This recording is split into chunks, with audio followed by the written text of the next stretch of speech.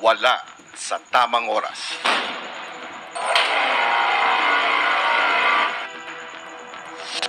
Pagmumura.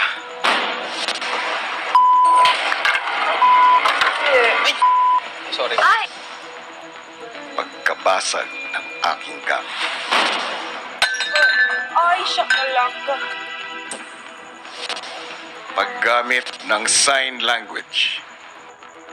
Usapan sa naging bisita tungkol sa outside world at maging ang mga usapan tungkol sa nominasyon na mahigpit kung ipinagbabawal.